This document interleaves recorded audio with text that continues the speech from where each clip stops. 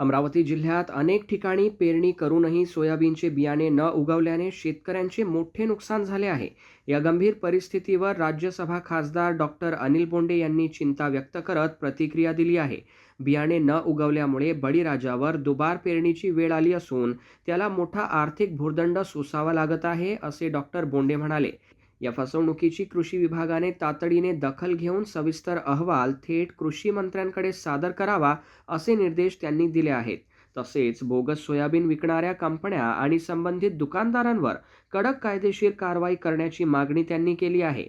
फसवणूक झालेल्या प्रत्येक शेतकऱ्याला योग्य मोबदला मिळालाच पाहिजे, या भूमिकेचा पुनरुच्चार करत तक्रारदार शेतकऱ्यांनी न घाबरता पुढे येऊन याबाबतची माहिती प्रशासनाला द्यावी, असे आवाहनही खासदार डॉक्टर अनिल बोंडे यांनी केले आहे। पावसाळा चांगला सुरू झाला अमरावती जिल्ह्यामध्ये आणि शेतकऱ्यांनी सोयाबीनचं बियाणं पेरलं। एक कळमजापूर चांदूर रेल्वे तालुक्यातला विनायक मानकर नावाचा अल्पभूधारक शेतकरी, त्यांनी सोयाबीन पेरलं आणि फक्त 10% सोयाबीन उगवलं, 90% उगवलं नाही। त्यांनी तक्रार केली, दुकानदार दखल घ्यायला तयार नाही। आणि अशा तक्रारी मोर्शीमधून येतात आहे, वरुडमधून येतात आहे, अचलपूरमधून येतात आहे, चांदूर रेल्वेमधून आहे। कोणती बूस्टर कंपनी आहे, त्या बूस्टर कंपनीचं बियाणं, हुतुतूचं बियाणं हे उगवलंच नाही आणि त्याच्यामुळं शेतकऱ्यावर मोठा भुर्दंड बसला आहे।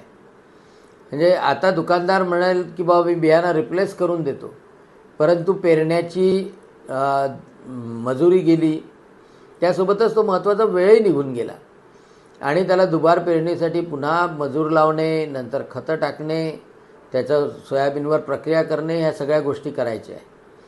आणि म्हणून जिल्हा कृषी अधीक्षक अधिकाऱ्यांनी तातडीनं या सगळ्या गोष्टीची दखल घेणं अत्यावश्यक आहे। त्यासोबतच या सगळ्या गोष्टीचा रिपोर्ट राज्याच्या कृषी मंत्र्याला कळवणंसुद्धा आवश्यक आहे। या कंपन्यांवर आणि असं नकली सोयाबीन बियाणं विकणाऱ्या दुकानदारावर हे कारवाई करणं अतिशय आवश्यक आहे। आणि अनेक वृत्तपत्रामध्ये सुद्धा आलं।